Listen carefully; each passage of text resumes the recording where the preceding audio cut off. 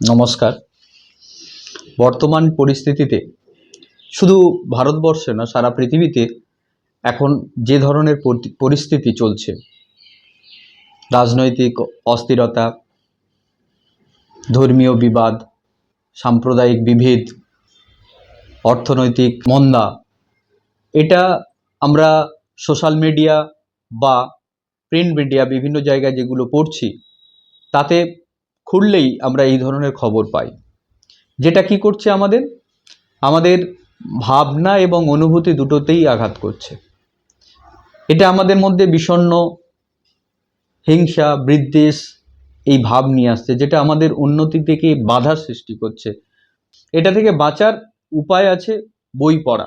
আজকের এমন একটা বই নিয়ে আলোচনা করব যে বইটা আমাদের ভাবনা এবং অনুভূতিকে চাঙ্গা করবে, উজ্জীবিত করবে।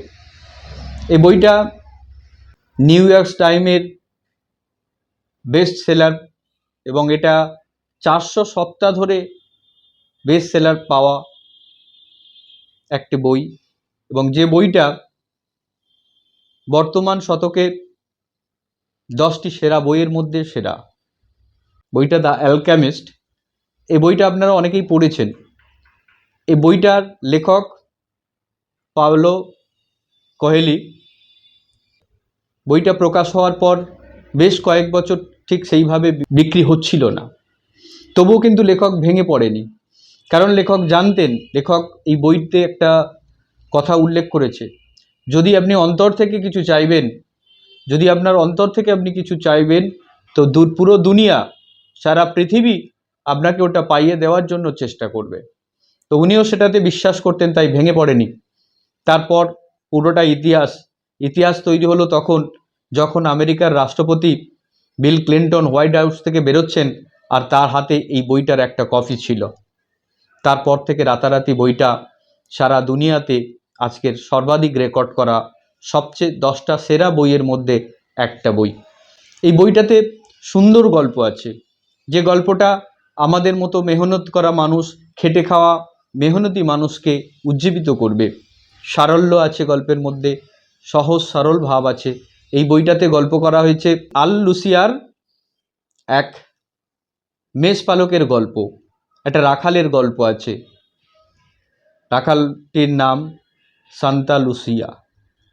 সান্তা লুসিয়া পিরামিডের দেশে গুপ্তধনের সন্ধানে যাত্রা শুরু করে। তার জন্মভূমি থেকে স্পেন হয়ে মিশরে পৌঁছায়। এই যাত্রার সময় পথে তার অজানা অনেক ব্যক্তির সঙ্গে দেখা হয়, অপরিচিত ব্যক্তিদের সাথে দেখা হয়, যেমন জিপসি নামক মহিলা, যারা মূলত তোকতাক এই ধরনের করে, মাদুলি তাবিজ কবজের করেন। একজন ব্যক্তি, অপরিচিত ব্যক্তি, যে নিজেকে রাজা বলে পরিচয় দেয়, দিয়ে তার কাছ থেকে সমস্ত কিছু কেড়ে নেয়। এবং এরা কিন্তু ওই গুপ্তধনের সন্ধান দেওয়ার জন্য বেরিয়েছিলেন। এরা নিজেরাই গুপ্তধন সম্পর্কে জানে না সান্তা লুসিয়া কিভাবে গুপ্তধনটা আদৌ পাবে কিনা। অ্যাকচুয়ালি একটা পার্থিব কিছু পাওয়ার আশায় তার যাত্রা শুরু হয়েছিল। পরবর্তীতে সেই তার অভ্যন্তরীণ গুপ্তধনের প্রাপ্তি হয়েছিল। এই ধরনের একটা সুন্দর গল্প, যেটা আমাদেরকে উজ্জীবিত করতে পারে। তাই এই ধরনের বই পড়ার জন্য রিকোয়েস্ট করব, আপনারা এই ধরনের বই পড়ুন, যেটা আপনাদেরকে আপনাদের ভাবনা এবং অনুভূতিকে উজ্জীবিত করবে এবং যেটা মূলত আমাদের এগিয়ে নিয়ে যাওয়ার কাজে লাগবে। সবাই ভালো থাকবেন। ধন্যবাদ।